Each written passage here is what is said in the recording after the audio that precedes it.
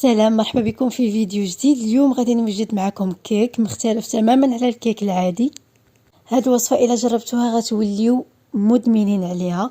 كيك كيجي معلك ولذيذ وبواحد الصوص اللي كتجي خطيره. خاصكم ضروري تجربوا هاد الوصفه. بالنسبه للكيك فهو بلا دقيق وغير بجوج بيضات غادي توجدي كيك عائلي. فيلا نشوفوا الوصفه. ولهاد الكيك غنحتاج 2 علب ديال بسكوي هنريس بمذاق القرفه. هاد النكهه ضروري تستعملوها باش يجيكم الكيك بالمذاق اللي غادي نقدم لكم اليوم.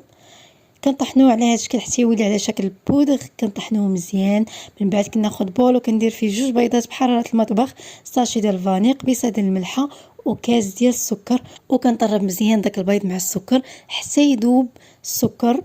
وكنضيف كاس معمرش ديال الزيت، كاس ديال الحليب بحراره المطبخ. ضروري المكونات تضيفوها بحراره الغرفه. وكنضيف البسكويت اللي طحنت وكنزيد عليهم 2 معالق كبار عامرين ديال الكاكاو مر، ولكن تكون نوعيه جيده باش يعطيكم مذاق زوين.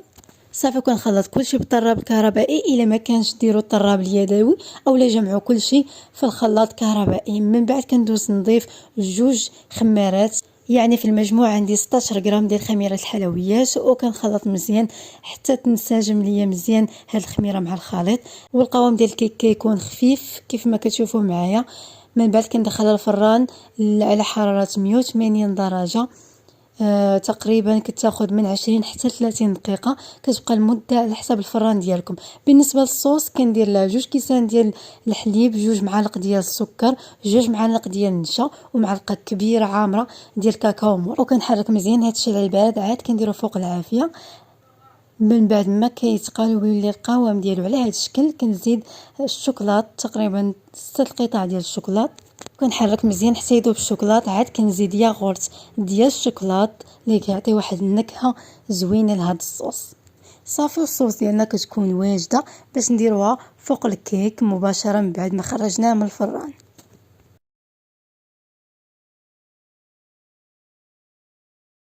وهنا الكيك من بعد ما خرجته من الفران كنثقبو مزيان هكذا بالفرشيط باش ديك الصوص تدخل لينا وسط الكيك.